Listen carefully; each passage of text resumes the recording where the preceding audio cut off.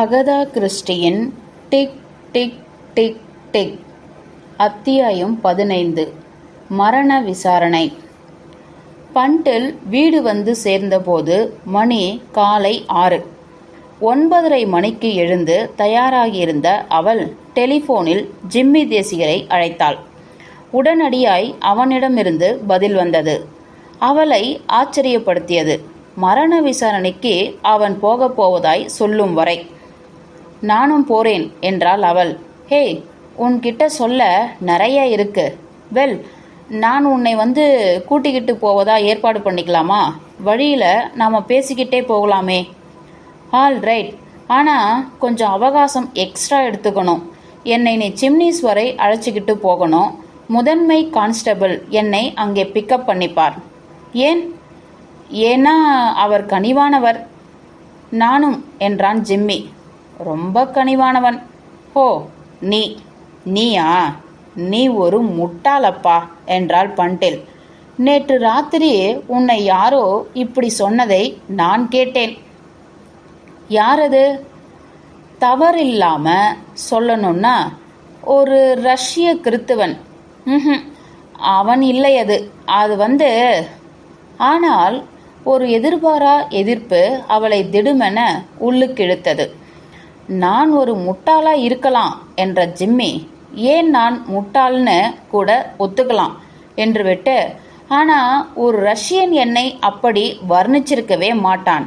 ஏய், நேற்று ராத்திரி என்ன பண்ணிக்கிட்டு இருந்த பண்டில் என்று கேட்டான். அதை தான் நான் உன்கிட்ட பேசப் போவது என்றாள். இப்போதைக்கு குட் பை. தொடர்பினை நளினமாய் பண்டில் துண்டித்துவிட இது ஜிம்மியை ஒரு ஆனந்த புதிருக்குள்ளாக்கியது. பண்டிலின் திறமைகளின் மீது அவனுக்கு மிகுந்த உயர் எண்ணங்கள் உண்டு. ஆயினும் அதில் மின்னல் அளவு கூட அவள் மீது ஜிம்மிக்கு உணர்ச்சிபூர்வ அணுகுமுறை இல்லை.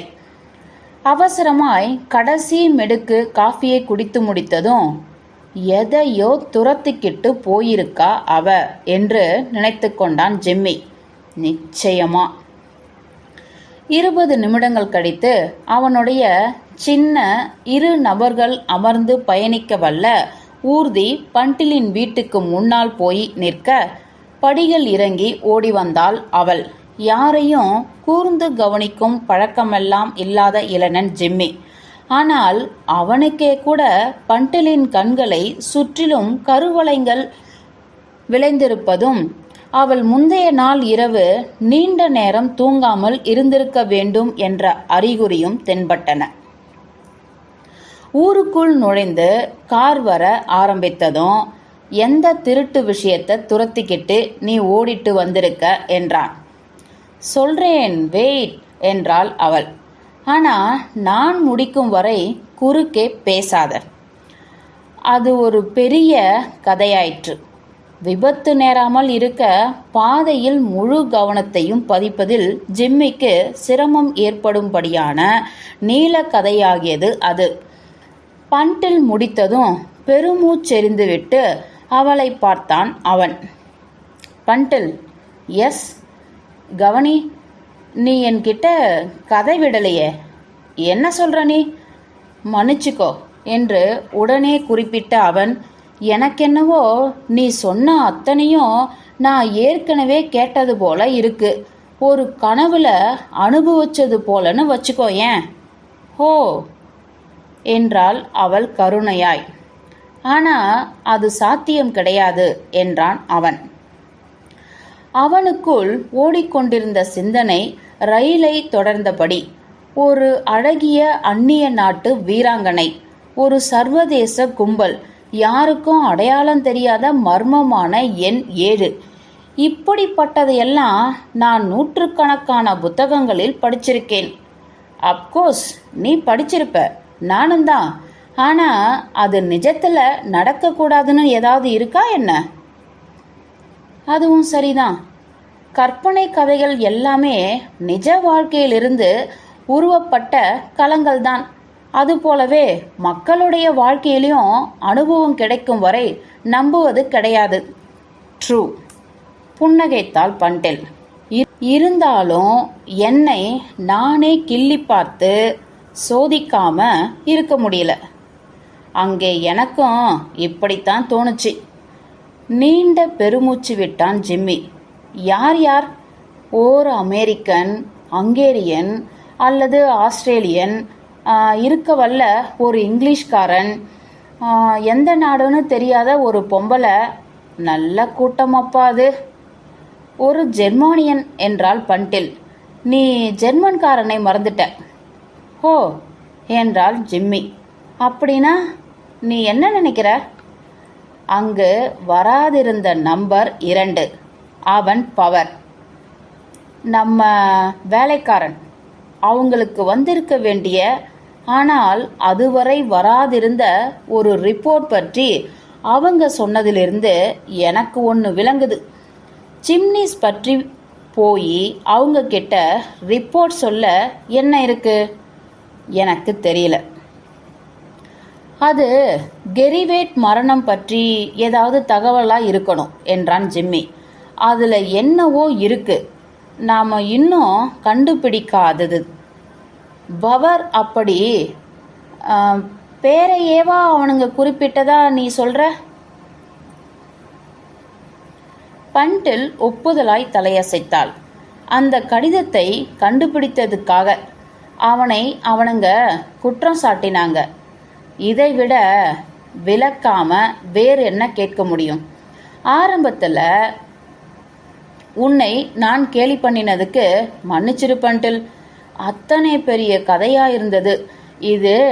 கேட்க வைவேன் அப்பைக்கு நான் அடுத்த வாரம் போக போகும் விஷயம் கூட அவனுங்களுக்கு தெரிஞ்சிருக்கும்னு நீ சொல்ற. எஸ், அந்த அமெரிக்கன், அது அமெரிக்கன் தான், ரஷ்யன் கிடையாது. அவன்தான். உன்னை பற்றி எந்த கவலையும் வேணாம், வழக்கமான அழகிய இளைய முட்டாள்னு உன்னை சொன்னது. என்றானான் ஜிம்மி. வெறியாய் ஆக்சிலேட்டரில் காலை அவன் அமுக்க அது விசுக்கென்று வேகம் கொண்டு பறந்தது. ஓரிரு நிமிடங்கள் அமைதியாகவே இருந்த அவன் பிறகு சொன்னான். அந்த ஜெர்மன் கண்டுபிடிப்பாளனின் பெயர் ஹெபர்ஹேட்டுனா நீ சொன்ன? எஸ். ஏன்? ஒரு நிமிஷம். ஏதோ ஒன்று இப்போ என் நினைவுக்கு வருது. எபர்ஹேட். எஸ், நிச்சயமா எனக்கு தெரியும். இதான் அந்த பெயர். ஒழுங்கா சொல்லு மேன். நான் தான் புதுசாக இதை முதல்ல கண்டுபிடிச்சதுன்னு சொல்லிக்கிட்டு அவரோட கண்டுபிடிப்பு பற்றி உரிமை கோரும் பேடண்ட்டுக்கு எபர்ஹேட் அப்ளை பண்ணியிருந்தார். எனக்கு அறிவியல் ஞானம் கம்மி, அதனால் அது என்ன கண்டுபிடிப்பு என்பது பற்றி கோர்வையாக சொல்ல தெரியல. ஆனால் அந்த கண்டுபிடிப்பின் பலனாக ஒரு சின்ன ஒயர், அதுவரை ஒரு பெரிய இரும்பு கம்பிக்கு இருந்த பலம் கொண்டு திகழுமாறு ஆனது. விளங்குதா? இவரோட ஒரு பைலட். ஆகவே ஒரு ஒயருக்கு இரும்பு கம்பியின் வலு வருமாறு இவர் செய்திருக்கும் கண்டுபிடிப்பை ஏரோப்ளேனில் புகுத்தி உற்பத்தி பண்ணினா அது விமான பயணத்தின் ஒரு புரட்சியா அமையும்னு கருதினார். ஆகாய விமான தயாரிப்பின் செலவு கணிசமாக குறைஞ்சிரும் இல்லையா? இதை ஜெர்மன் அரசாங்கத்துக்கு இவர் அனுப்பி வச்சதா நம்புறேன். ஆனால் அது இந்த கண்டுபிடிப்பை அப்படியே திருப்பி இவருக்கே அனுப்பிடுச்சு. தீர்க்க முடியாத குற்றம் அதில் இருப்பதா ஜெர்மன் கவர்மெண்ட் அறிவிச்சிடுச்சு. ஆனால் அதில் அப்படி சொன்னது ஒரு அவசர கோலம். தீர்க்க முடியாத குற்றமெல்லாம் எதுவும் அக்கண்டுபிடிப்பில் கிடையாது. இருந்தாலும் அவங்க குறிப்பிட்ட தவறுகளை உடனடியாக நிவர்த்தி பண்ணி தன் கண்டுபிடிப்பை மேலும் பூர்ணமாக்கிய எபர்ஹேட் ஜெர்மன் அரசின் அணுகுமுறையை பலமாக விமர்சித்து திருத்தப்பட்ட கண்டுபிடிப்பை அவங்களுக்கு அனுப்புவதை மறுத்தார். அப்படியே அந்த முழு கண்டுபிடிப்பும் அமுங்கி போயிருக்கணும்னு தான் நான் நினைச்சிருந்தேன். ஆனால் இப்போ அப்படி தோணலை. ஆமாமா என்றாள் பண்டில். இப்போ அப்படி தோணலை தான். நீ சொல்றது சரிதான் ஜிம்மி. தனது கண்டுபிடிப்பை நம்முடைய அரசாங்கத்துக்கு எபர்ஹேட் தந்திருக்கணும். அதை நம் கவர்மெண்ட்டு எடுத்துக்கிட்டு இருக்கணும். அல்லது எடுத்துக்கொள்வதா தீர்மானம் சொல்லியிருக்கணும். சர் ஓஸ்வால்ட் கூட்டின் அதிமேதாவித்தனமான நல்ல அபிப்பிராயமும் இந்த கண்டுபிடிப்பு பற்றி தரப்பட்டிருக்கே. அப்பேயில் அறிவிக்கப்படாத ஒரு மீட்டிங் நடக்க போகுது. சர் ஓஸ்வால்ட் சார்ஜ், ஆகாய போக்குவரத்து துறை அமைச்சர் மற்றும் எபர்ஹேட்டு அப்ப கண்டுபிடிப்பின் திட்டங்கள் அல்லது செய்முறை அல்லது என்ன சொல்வீங்க, ஃபார்முலா என ஆலோசித்தான் ஜிம்மி. ஃபார்முலா தான் பொருத்தமான வார்த்தையா எனக்கு படுது. ஓகே, அவர் தன்னுடைய கண்டுபிடிப்புக்கான ஃபார்முலாவை வச்சிருப்பார். அதை திருட கங்கணம் கட்டிக்கிட்டு அலையறானுங்க 7 டைல்ஸ் ஆளுங்க. ரஷ்யன், இதன் மதிப்பு பல மில்லியன்கள் தேரும்னு சொன்னது எனக்கு ஞாபகம் இருக்கும் என்று ஒப்புக்கொண்டான் ஜிம்மி. பல மில்லியன்கள் மட்டுமல்ல அதன் மதிப்பு, மேலும் சில உயிர்கள், இப்படி சொன்னான் இன்னொருத்தன். அப்படியும் நடந்திருக்கணும்னு தான் தோணுது என்றான் ஜிம்மி. முகத்தில் மேகமூட்டம் சூழ, இந்த மரண விசாரணைக்கெல்லாம் வேறு என்ன மூலம் என்று அர்த்தம் பொதிந்து கேட்டவன், பண்டில், மேற்கொண்டு ராணே வேற ஒண்ணுமே சொல்லலையா, நிச்சயமா என்றான். என்றாள் பண்டில். 2 வாக்கியம்தான். 7 டயல்ஸ் ஜிம்மி தேசிகர் கிட்டே சொல்லிடு என்ற அர்த்தத்துல சொல்லுங்க ஜிம்மி தேசிகர், அவ்வளோதான். பரிதாபப்பட்ட அவரால் இந்த வார்த்தைகளை மட்டும்தான் வெளியே கொண்டு வர முடிந்தது. அவனுக்கு என்ன தெரிஞ்சிருந்ததோ அது நமக்கு தெரிஞ்சிருக்க கூடாதுன்னு ஏங்குறேன் என்றான் ஜிம்மி. ஆனா நாம் ஒரு விஷயத்த கண்டுபிடிச்சிட்டோம். இந்த வேலைக்கார பையன் பவர், இவனும் நிச்சயமா கெர்ருடைய மரணத்துக்கு ஒரு காரணம்னே நான் எடுத்துக்கிறேன். உனக்கு ஒன்றும் தெரியுமா பண்டில்? எஸ், சில சமயங்கள்ல நான் கவலைப்படுறேன் அடுத்தது யாரா இருக்கும்னு. இது ஒரு பொண்ணு தலையை விட்டு நுழைக்க வல்ல ஒரு சமாச்சாரமே கிடையாது பண்டில். இது தெரிந்திருந்தும் புன்னகைத்தாள் பண்டில். லொரைனிடம் காட்டின அதே கரிசனையை தன்னிடம் காட்ட ஜிம்மிக்கு இத்தனை நாட்கள் பிடித்துள்ளன என நினைத்து கொண்டாள் பண்டில். ஹிட் லிஸ்ட்ல இருப்பது என்னை விட நீதான் தெரியுமா என்று நினைவூட்டினாள். ஆனா ஒரு மாற்றத்துக்கு எதிரணியில சிலர் சாஞ்சா அது எப்படி இருக்கும்? இன்னைக்கு காலையிலிருந்து குடிக்க ரத்தம் கிடைக்காததுன்னு நான் அலைறேன். சொல்லு பண்டில், அந்த ஆளுங்க யாரையாவது நீ மறுபடியும் பார்த்தால் உன்னால அடையாளம் காண முடியுமா? பண்டில் தயங்கினாள். என்னால நம்பர் 5 அடையாளம் காண முடியும்னு தோணுது என்றாள். வித்தியாசமா பேசும் வழக்கம் இவன்கிட்ட இருக்கு. விஷமா இதை என்னால மறுபடியும் இனம் பிரிச்சு அறிய முடியணும் தான் தோணுது.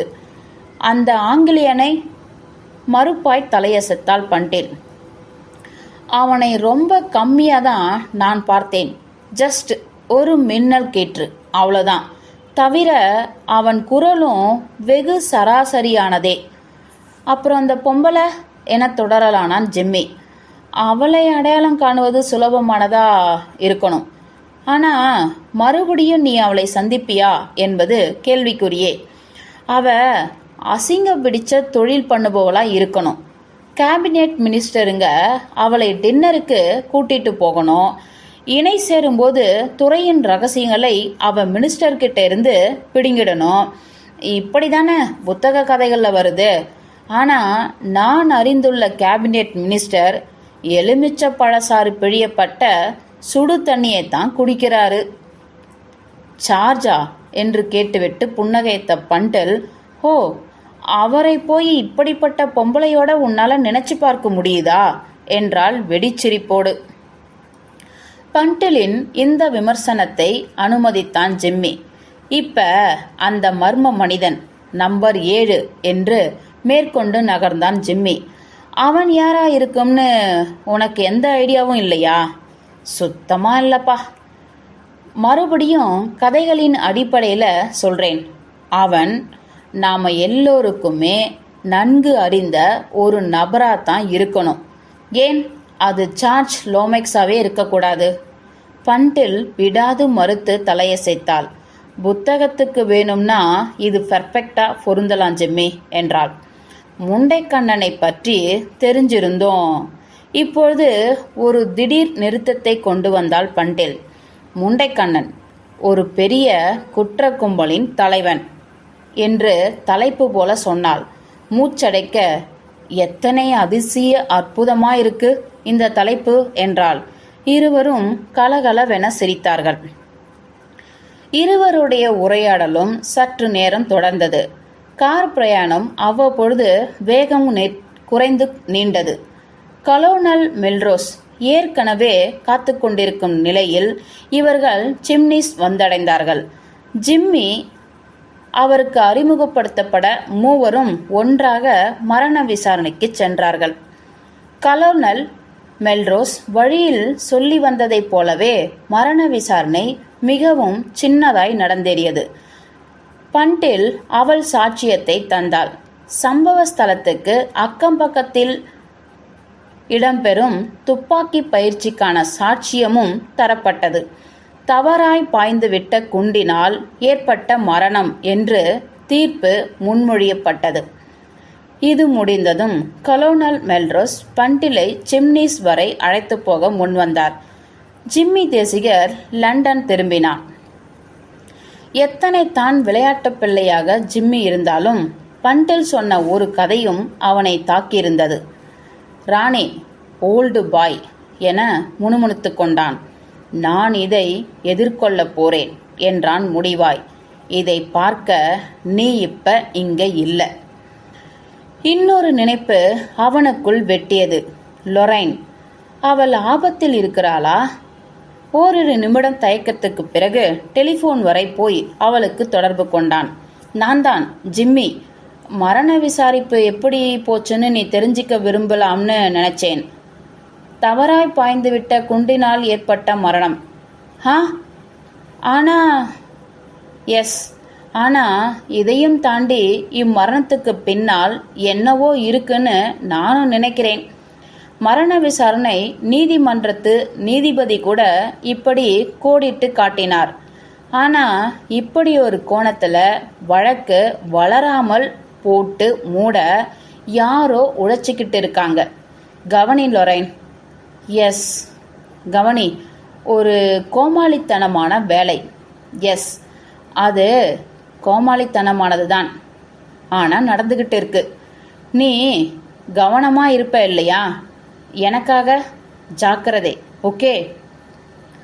ஆனால் உடனடியாய் விரைவாக அவளுடைய குரலிலிருந்து விடுபட்ட எச்சரிக்கை மணியை ஜிம்மி கேட்க நேர்ந்தது. ஜிம்மி, அப்படின்னா அது மிக ஆபத்தானது உனக்கு. ஜிம்மி சிரித்தான். ஓ, அது பரவாயில்ல. பூனைக்கு 9 முறை வாழ்க்கை உண்டாமே. அந்த பூனை ஜென்மம் நான். பாய் பாய். தொடர்பை துண்டித்துவிட்டு ஓரிரு நிமிடங்கள் சிந்தனையில் தன்னை இழந்து நின்று கொண்டிருந்தான் அவன். பிறகு ஸ்டீவன்ஸை அவன் அழைத்தான். வெளியே போய் எனக்காக ஒரு பிஸ்டல் வாங்கி வர முடியுமா ஸ்டீவன்ஸ்? பிஸ்டலா சார்? வழக்கப்பட்ட சேவகன் ஆகையால் முகத்தில் எவ்வித உணர்ச்சியும் அவன் பிரதிபலித்து விடவில்லை. என்ன மாதிரியான பிஸ்டல் உங்களுக்கு வேணும்? பிஸ்டல்ல கையை வச்ச உடனே அது சுட்டுக்கிட்டே இருக்கணும், கையை எடுக்கும் வரை. அப்படிப்பட்ட பிஸ்டல். ஆட்டோமேட்டிக்? ஓகே என ஆமோதித்தான் ஜிம்மி. அதன் முனையில் மூக்கு நீளமா இருக்கணும் என்பது என் பிரியம். அமெரிக்கன் கதைகளில் ஹீரோ எப்பவுமே நீல மூக்கு கொண்ட துப்பாக்கியை தான் தன்னுடைய இடுப்பு பையிலிருந்து எடுப்பான். தாள முடியாது. சின்னதாய் ஒரு சிரிப்புக்கு அனுமதி தந்தான் ஸ்டீவன்ஸ். எனக்கு தெரிஞ்ச அமெரிக்கர்கள் எல்லாருமே இப்படி ஏதாவது வித்தியாசமானதை தான் தங்களுடைய இடுப்பு பாக்கெட்டில் எடுத்து போறாங்க சார் என்று விளக்கினான் அவன். ஜிம்மி தேசிகர் சிரித்தான். அகதா